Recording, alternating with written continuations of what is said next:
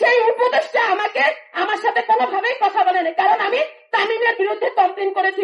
বের করে দেয় এবং বললো আপনি যদি না বের হন তাহলে আপনাকে মার দেওয়া হবে চাঁদাবাজি বলে। একদল ফ্যাসিস্ট গেছে, কিন্তু আবার নতুন করে আর একদল ফ্যাসিস্ট তৈরি হয়ে গেছে আমাদের দেশে। তারপর আমি নিউরো সায়েন্সে আমি যাই, একটা বিশেষ ওটা হচ্ছে মুমূর্ষু পেশেন্ট নিয়ে অ্যাম্বুলেন্স ভাড়া করে আমি বিভিন্ন জায়গা থেকে টাকা চাঁদা চেয়ে অথবা এক ধরনের ভিক্ষার মতন চেয়ে কাজ করেছি।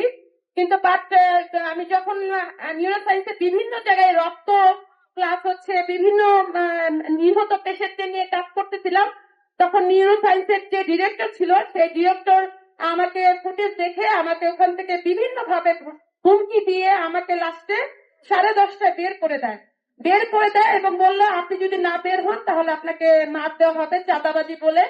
তখন আমি বের হয়ে যাই। এর আগে আমাকে 4ই আগস্ট আমাকে আওয়ামী লীগ কর্মীরা এবং ওরা বন্দুক নিয়ে কাজ করতেছিল এবং আমার সামনে গুলি করেছে, আমি নিজে চোখে দেখেছি। তখনই আমাকে আমার এক ভাই, আমাদের প্রতিবেশী এক ভাই, তাকেও গুলি করে, কিন্তু তার এইখানটাতে স্প্রিন্টারের বুলেট আছে, এখনো সে ওই স্প্রিন্টার বুলেট নিয়ে বয়ে বেড়াচ্ছে।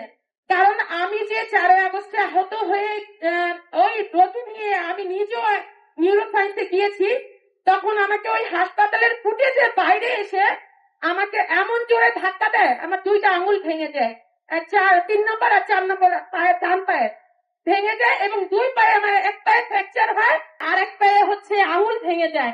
তখন আমি ভয়ে আমি আর পঙ্গুতে যাই নাই, কারণ ওই পঙ্গুতে তো ফ্যাসিস্টবাদীদের দোসর ছিল।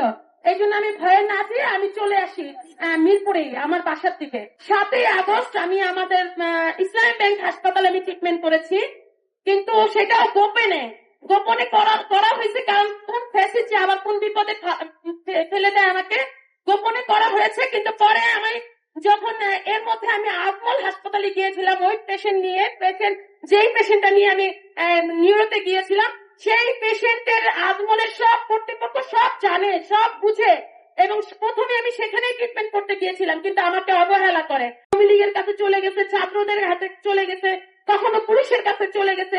এইভাবে বলেন আজমল হাসপাতাল কর্তৃপক্ষ আমাকে এইভাবে দেখিয়েছে এবং আমাকে কোন একটা রিপোর্ট দেয় নাই বা হাসপাতালের রিসিপ্ট দেয় নাই। স্যার আপনি এটা সুষ্ঠু তদন্ত পান, কিন্তু আমাকে হেল্প করে না।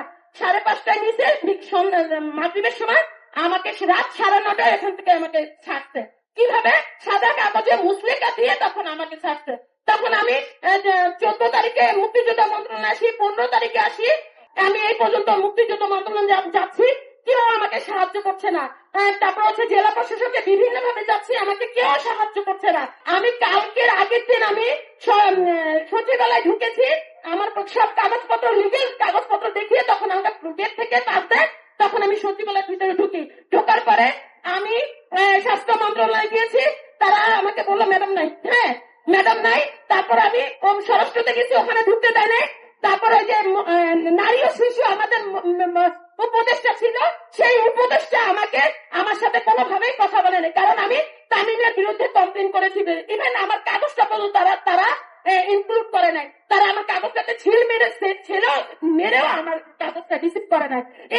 এই বৈষম্য দূর করার জন্য আমরা কি বাংলাদেশে আমরা করেছিলাম, কিন্তু সেই একদল ফ্যাসিস্ট গেছে, কিন্তু আবার নতুন করে আর একদল ফ্যাসিস্ট তৈরি হয়ে গেছে আমাদের দেশে। এইভাবে চলতে থাকলে জুলাইয়ের অনেক বড় ক্ষতি হবে এবং দেশ এবং সার্বভৌমত্ব এবং আমাদের জাতির অনেক বড় ক্ষতি হবে।